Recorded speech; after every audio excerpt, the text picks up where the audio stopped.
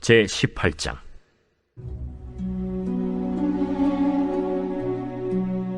다윗이 사울에게 말하기를 마치매 요나단의 마음이 다윗의 마음과 하나가 되어 요나단이 그를 자기 생명같이 사랑하니라. 그날에 사울은 다윗을 머무르게 하고 그의 아버지의 집으로 다시 돌아가기를 허락하지 아니하였고, 요나단은 다윗을 자기 생명같이 사랑하여 더불어 언약을 맺었으며, 요나단이 자기가 입었던 겉옷을 벗어 다윗에게 주었고 자기의 군복과 칼과 활과 띠도 그리하였더라. 다윗은 사울이 보내는 곳마다 가서 지혜롭게 행하매 사울이 그를 군대의 장으로 삼았더니 온 백성이 합당히 여겼고 사울의 신하들도 합당히 여겼더라. 무리가 돌아올 때, 곧 다윗이 블레셋 사람을 죽이고 돌아올 때, 여인들이 이스라엘 모든 성읍에서 나와서 노래하며 춤추며 소고와 경쇠를 가지고 왕 사울을 환영하는데, 여인들이 뛰놀며 노래하여 이르되, 사울이 죽인 자는 천천히요, 다윗은 만만이로다. 사울이 그 말에 불쾌하여 심히 노하여 이르되, 다윗에게는 만만을 돌리고 내게는 천천만 돌리니 그가 더 얻을 것이 나라 말고 무엇이냐? 그날 후로 사울이 다윗을 주목하였더라. 그 이튿날 하나님께서 부리시는 악령이 사울에게 힘있게 내리매 그가 집안에서 정신없이 떠들어대므로 다윗이 평일과 같이 손으로 수금을 타는데, 그때 사울의 손에 창이 있는지라. 그가 스스로 이르기를, 내가 다윗을 벽에 박으리라 하고 사울이 그 창을 던졌으니 다윗이 그의 앞에서 2번 피하였더라. 여호와께서 사울을 떠나 다윗과 함께 계심으로 사울이 그를 두려워한지라. 그러므로 사울이 그를 자기 곁에서 떠나게 하고 그를 천부장으로 삼음에 그가 백성 앞에 출입하며 다윗이 그의 모든 일을 지혜롭게 행하니라. 여호와께서 그와 함께 계시니라.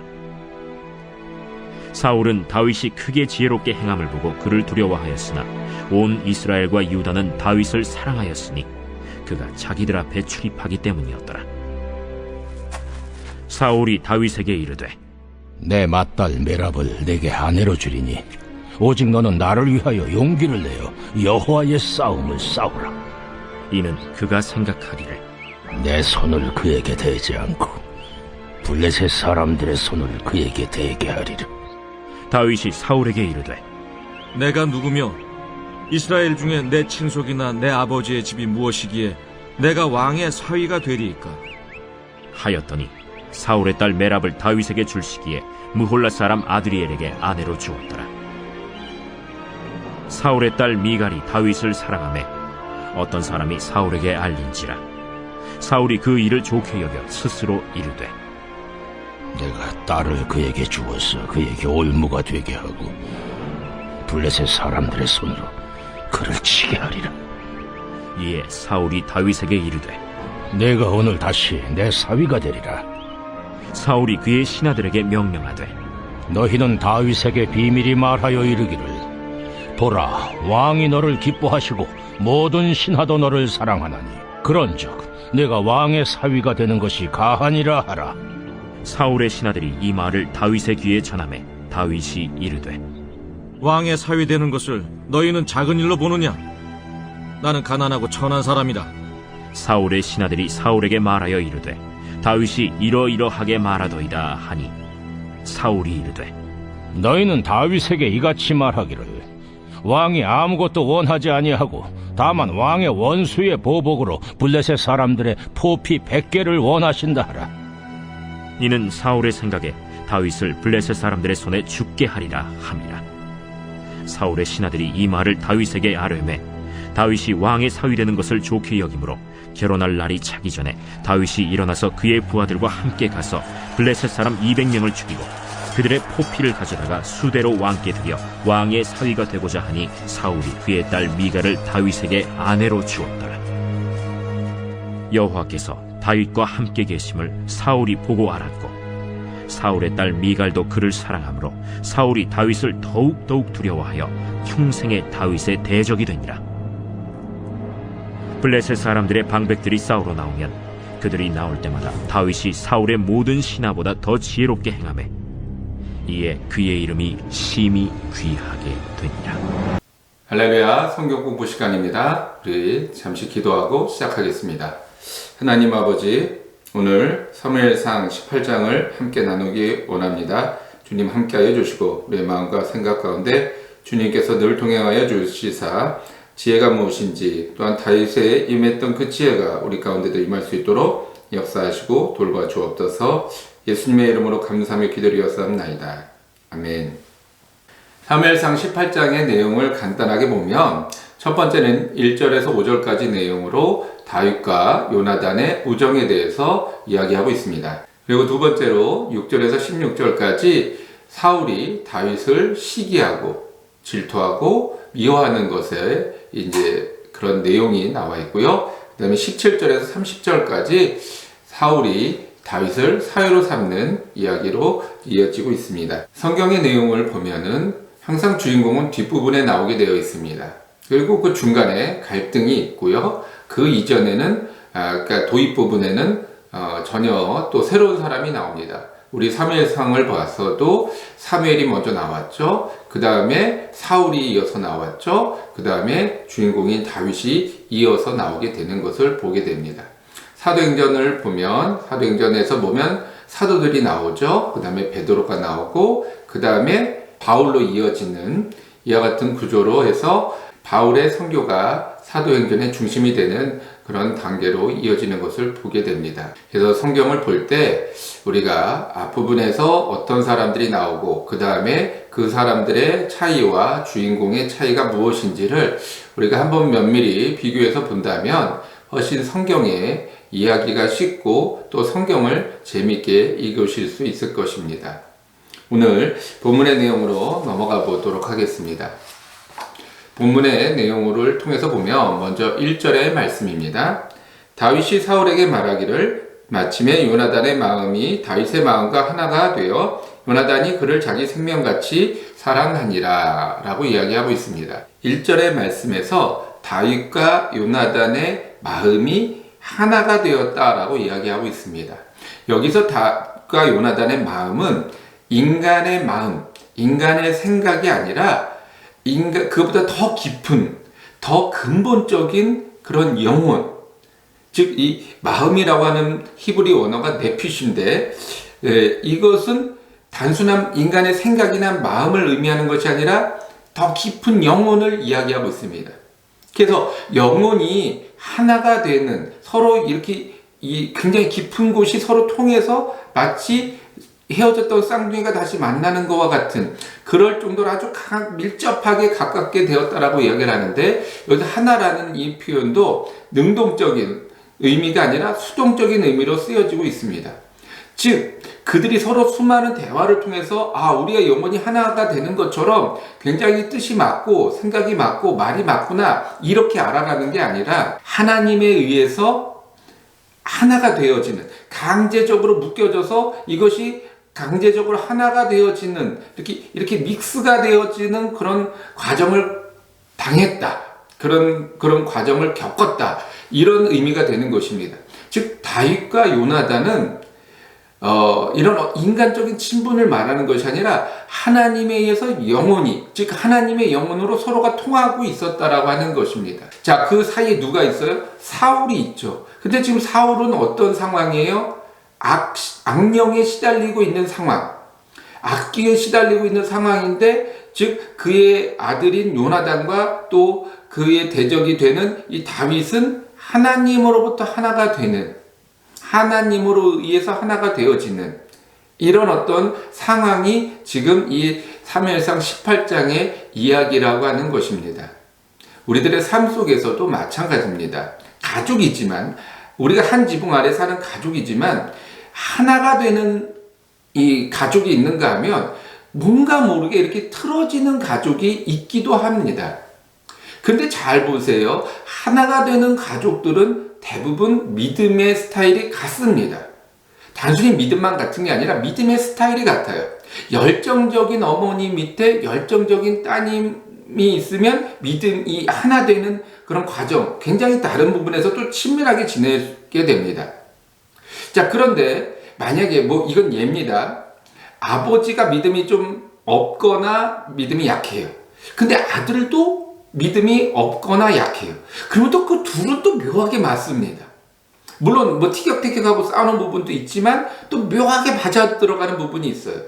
자, 그래서 왜 믿지 않는 사람들과 같이 멍에를 매지 말라라고 하는 사도 바울의 이야기가 있는가? 이와 같이 보이지 않는 그런 아주 깊은 속에 그 근본적인 그 무엇인가가 다른 그것이 있기 때문에 사도 바울은 그와 같이 이야기를 하고 있는 것입니다. 그러므로 왜 우리가 한 지붕 아래에 있는 가족들이 하나의 믿음을 갖는 게 중요한가? 가족들이 서로 평화롭게 지내기 위해서는 하나가 되어야 돼요. 그거는 서로 대화를 통해서도 하나가 될 수 있지만 근본적인 부분, 아주 근본적인 부분이 하나가 되면 대화가 비록 좀 많지 않아도 뭐 조금 서로가 소원한 사이라 할지라도 통하는 게 있어요. 그게 우리 다 경험하고 있지 않습니까? 가정에서 우리가 또는 신앙의 어떤 동역자들 안에서 경험하고 있지 않습니까? 우리가 믿지 않는 친구들을 만나면 뭔가 불편해요. 어려워요. 근데 믿음의 사람들과 만나면 때로는 싸우기도 하고 때로는 뭐 이렇게 시기 질투가 있어도 그래도 뭔가 편해요. 이게 뭐냐? 바로 다윗과 요나단의 그런 마음, 근본적인 부분. 그리고 이거는 하나님에 의해서 우리가 이렇게 묶여져 있는 부분이다 라고 하는 것을 우리가 이해한다면 훨씬 더 우리의 삶과 이 다윗과 요나단의 그런 부분을 이해하기가 쉬울 것 같습니다. 또 세상 사람들은 이와 같이 이야기하죠. 다윗과 요나단은 뭐 굉장히 사랑하는 사이였다. 마치 우리가 흔히 말하는 이성 간의 사랑처럼 그런 어떤 사랑하는 사이였다라고 이야기하는 사람들도 있습니다. 여러분 그런 말이 현혹되지 마세요. 그래서 그들이 주장하는 건 뭐냐면 동성의 어떤 사랑이다.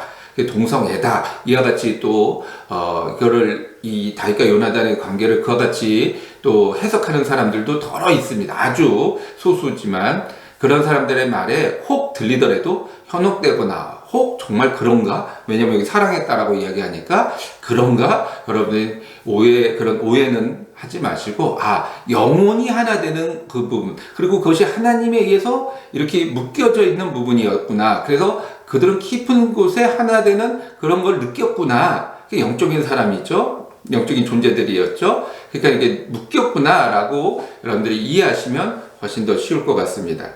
자, 4절 말씀에 요나단이 자기가 입었던 겉옷을 벗어 다윗에게 주었고 자기의 군복과 칼과 활과 띠도 그리하였더라 라고 이야기하고 있습니다. 자, 자기가 입었던 겉옷, 이 당시는 옷이 흔하지 않았습니다. 특히 겉옷 같은 경우는 부유한 사람, 상류층 이런 사람들만 입을 수 있었습니다. 그때는 뭐 천이 아주 귀했던 때니까는요.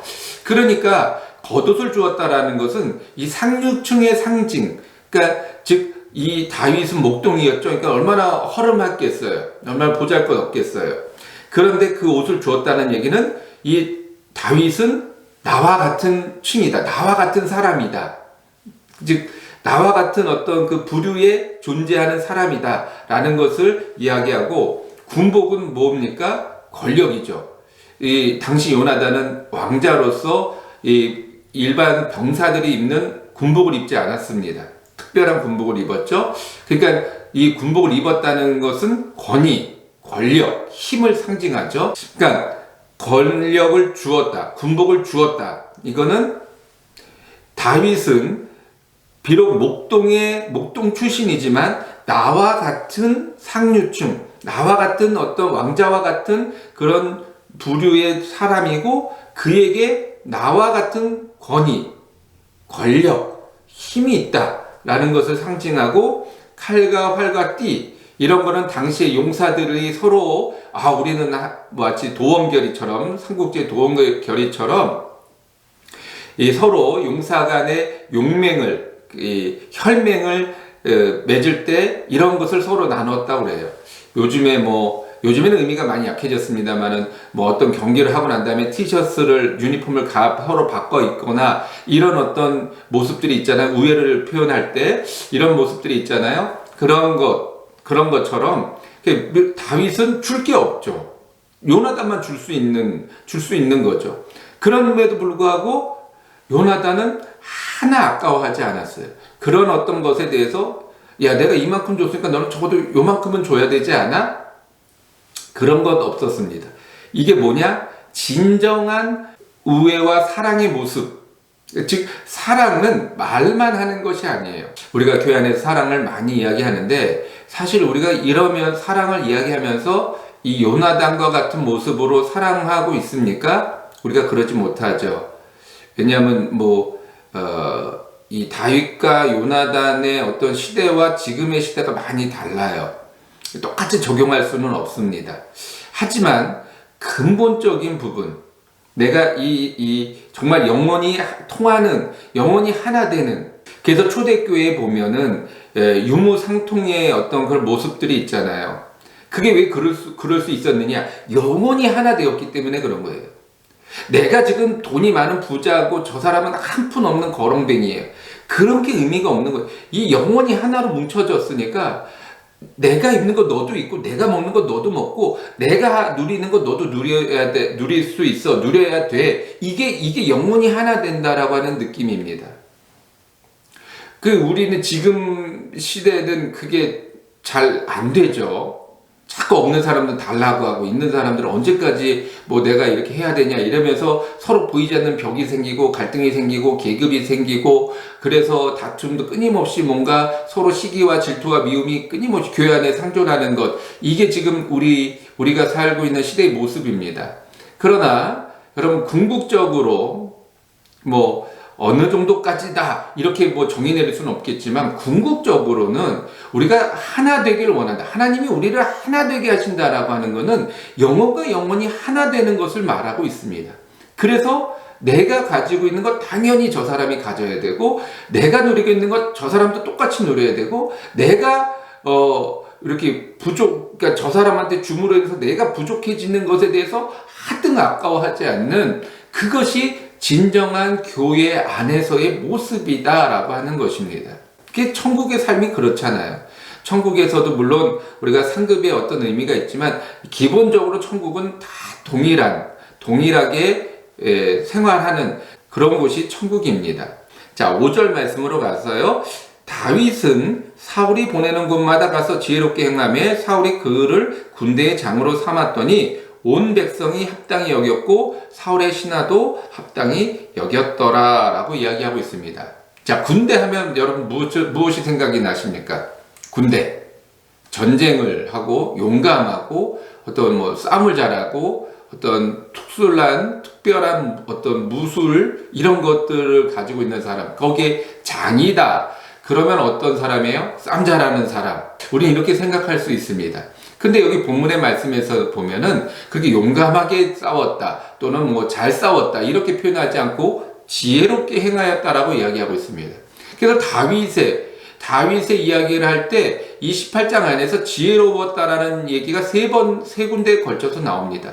근데 다 어디 가서 지혜롭게 행하고 어디 가서 지혜롭게 행하고 이와 같이 표현하고 있습니다. 우리가 지혜하면 솔로몬을 이야기하는데 이미 다윗에서부터 그런 모습들이 있었다라고 하는 거예요. 자, 그러면 지혜롭다라는 말의 의미는 원어는 사칼인데 그 안에 숙고하다, 통찰하다, 이해하다라고 하는 의미가 있습니다. 자, 숙고하다는 건 뭐예요? 깊이 생각한다는 거죠. 자, 깊이 생각을 했더니 뭐가 보인다는 거예요. 통찰하는, 그러니까 안 보였던 게 보인다는 거예요. 그 사람의 내면의 모습이 보인다는 거예요. 그 사람의 말한 이면의 모습이 보인다는 거예요. 그 사람이 행동한 그 속뜻이 보인다라고 하는 겁니다. 그러므로 어떻게 돼요? 이해가 되어지는 거예요. 지금 저 사람이 이렇게 행동을 했는데 그것이 나에게 어떤 잘못된 행동을 했는데 그걸 가만히 지켜보니까 나쁜 의도가 아니야. 그래서 내가 화를 내고 벌을 내리고 저 사람을 어떻게 뭔가 징계를 내려야 할 상황이지만 자세히 들여다보니까 나쁜 의도로 그랬던 것이 아니고 실수로 그랬구나. 그리고 그 다음에 이해하게 되니까 용서하게 되는, 이것이 지혜라고 하는 것입니다. 이렇게 행동을 하니까 군대의 비록 그가 물론 잘 싸웠죠. 용감하게 잘 싸웠죠. 하지만 그런 어떤 단순한 기능적인 부분뿐만 아니라 이런 어떤 깊은 내면의 세계까지 바라보게 됨으로 인해서 사람들이 인정하게 되고 그가 군대의 장으로서 세워지는 데 있어서 아무도 반대하지 않는 그런 상황에 이르게 되었다라고 하는 것입니다. 이 백성들은 이해가 되는데 사울의 신하들은 누구예요? 이 잠재적 라이벌입니다. 다윗에게 있어서 지금 다 마찬가지죠. 누군가는 장이 되어야 하는데 지금 다윗뿐만 아니라 다윗의 신하들도 거기에 대해서 라이벌 관계에 있어요. 근데 라이벌 관계에 있는 사람들조차도 인정하게 되는, 다윗은 맞아, 그런 거야 라고 이해할 수 있는 그런 그런 어떤 지혜로움을 가지고 있었다라고 하는 것입니다. 저희 아들의 이야기를 잠깐 해보겠습니다. 저희 아들이 반장선거 회장이라고 하죠. 학급 회장 선거에 나갔는데 연표가 나왔대요. 그러니까 왜 너 이름을 안 썼니? 라고 했더니 자기가 봐도 제가 회장 될 만 하다는 거예요. 너무 잘한다는 거예요. 그래서 자기 이름을 안 쓰고 그 친구 이름을 썼다는 겁니다. 제가 그 얘기를 들으면서 굉장히 칭찬을 해줬어요. 일단 반장 선거 나온 그 용기도 칭찬을 해줬지만 네가 반장 선거에 회장 선거의 후보이면서도 너보다 더 누군가가 잘할 것 같다고 해서 너 이름 안 쓰고 그 친구 이름을 쓴 그 모습이 정말로 지혜롭고 너가 잘한 것이다. 그리고 혹 나중에라도 네가 그런 사람이 되도록 그 상대방으로부터 인정받는 사람이 되도록 더욱더 노력을 해라 라고 격려를 해 주었습니다. 여러분, 우리는 이런 용기가 필요합니다. 우리의 삶에서 내가 나보다 더 나은 사람을 볼 때 인정해 줄 수 있는 용기, 또 때로는 내가 실수한 것에 대해서 내가 스스로 인정하고 사과하고 용서를 구할 수 있는 용기, 우리는 이런 것들이 필요합니다.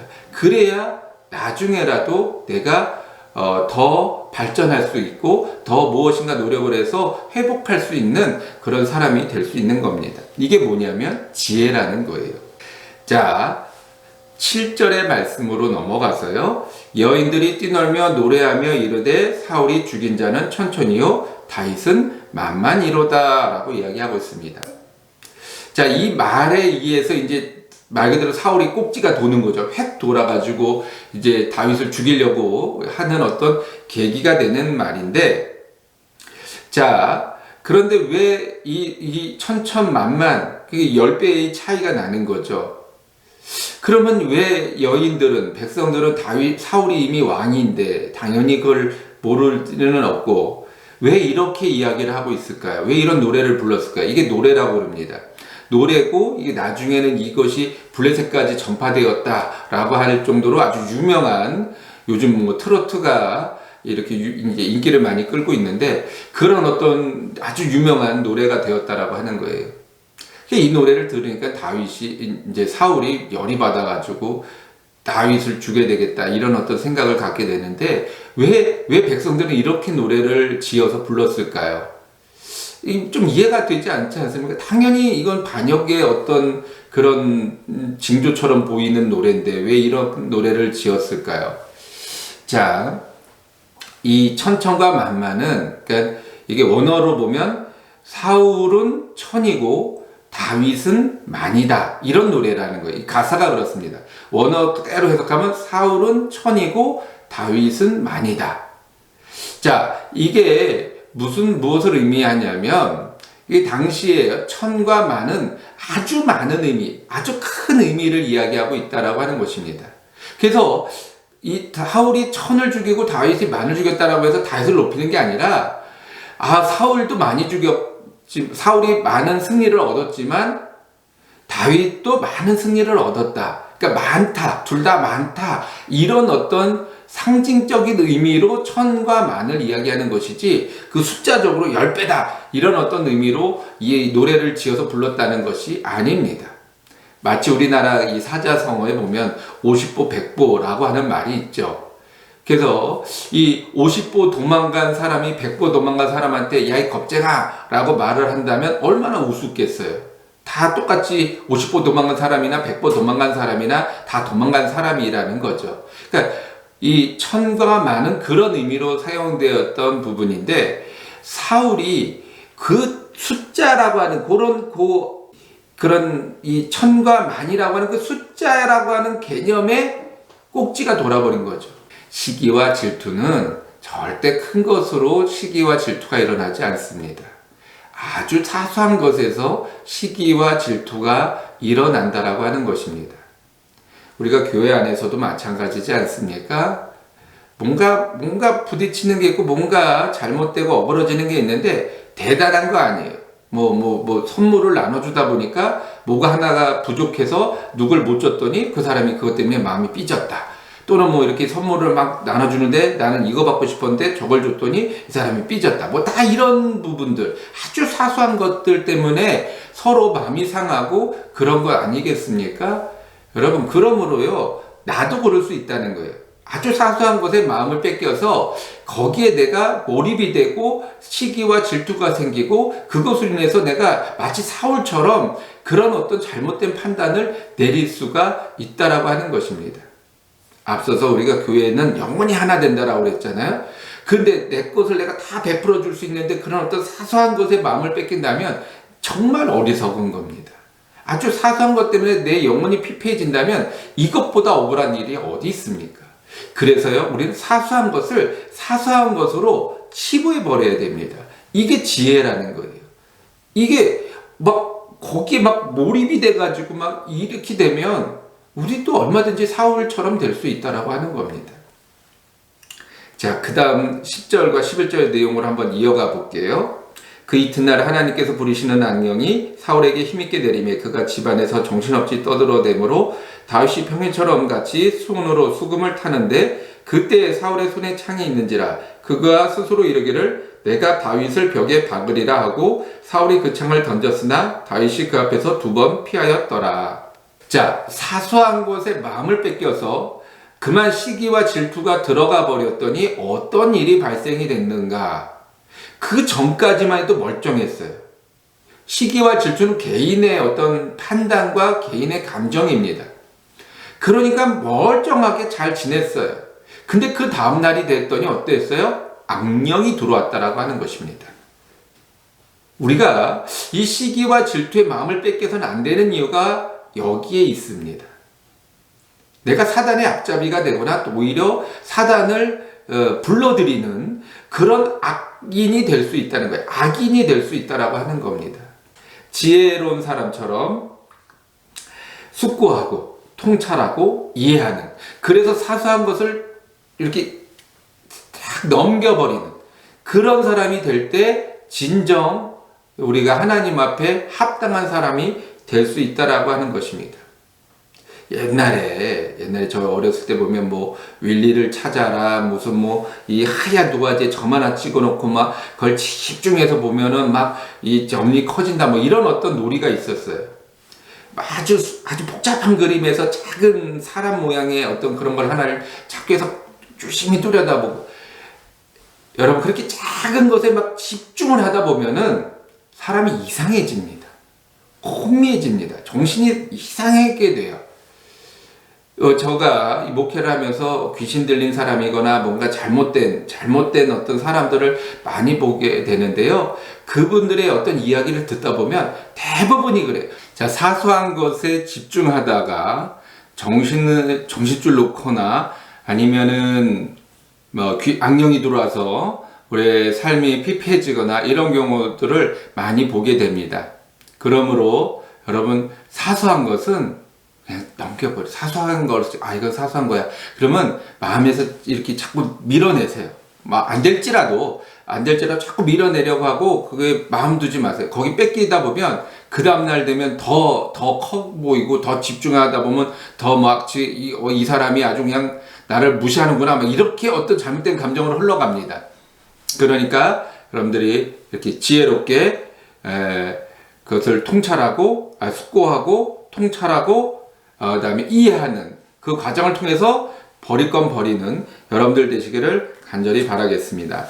자, 그런데 사울이 어떤 악령에 의해서 이렇게 사로잡히다 보니까 창을 던졌다고 이야기하잖아요.